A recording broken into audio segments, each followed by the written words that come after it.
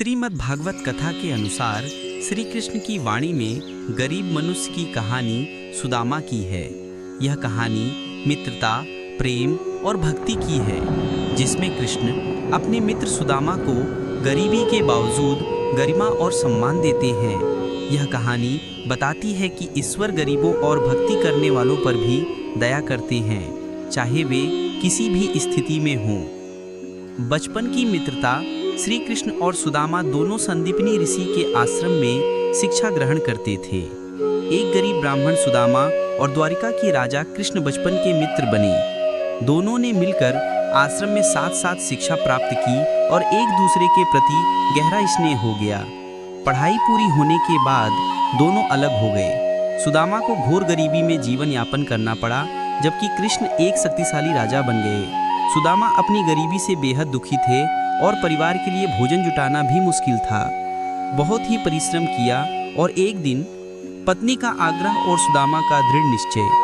एक दिन सुदामा की पत्नी ने उनसे श्री कृष्ण से मदद मांगने का आग्रह किया, क्योंकि वे ही उनके एकमात्र मित्र थे।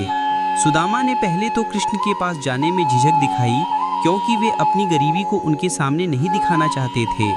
लेकिन जब पत्नी की बात नहीं टाल पाए तो उन्होंने अपने मित्र के पास जाने का निर्णय लिया। सुदामा ने अपने सबसे कीमती खजाने के रूप में एक पोटली में थोड़े से पोहा, चावल का दाना बांध लिए।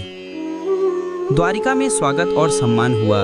द्वारिका पहुंचने पर सुदामा को उनके फटे पुराने कपड़ों के कारण सुरक्षा गार्ड ने रोक लिया और उन्होंने अपना परिचय देते हुए कहा, मैं श्री कृष्ण का मित्र सुदामा हूँ। श्री कृष्ण तक मेरा यह संदेश पहुँचा दो।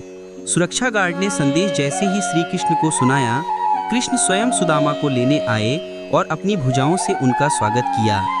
कृष्ण ने सुदामा को अपने कक्ष में ले जाकर उनका बहुत आदर सत्कार किया। उन्होंने सुदामा के आने की खुशी में द्वारिका की प्रजा को भी सम्मानित किया। कृष्ण ने सुदामा के लिए कहा, यह तुम्हारा दोष नहीं है, यह तो होना ही था। डरो मत या दुखी मत हो, क्योंकि यही तो नियति का नियम है। यह उस महापुरुष के धरती पर अंतिम शब्द थे, क्योंकि कृष्ण जानते थे कि कर्म का नियम सार्वभौमिक है। उन्होंने सुदामा से कहा, तुम मेरे बचपन के सबसे अच्छे मित्र हो, जो भी तुम मुझसे मांगना चाहते हो वह तुम मांग सकते हो। मित्रता की सीख। सुदामा ने कृष्ण से कुछ नहीं मांगा, केवल अपने मित्र के प्रति अपनी निष्ठा और प्रेम बनाए रखी। इस घटना ने यह दिखाया कि सच्ची मित्रता में धन या पद कोई मायने नहीं रखता। यह दोस्ती प्रेम और आदर का प्रतीक है। कहानी से यह निष्कर्ष निकालता है कि ईश्वर गरीबों और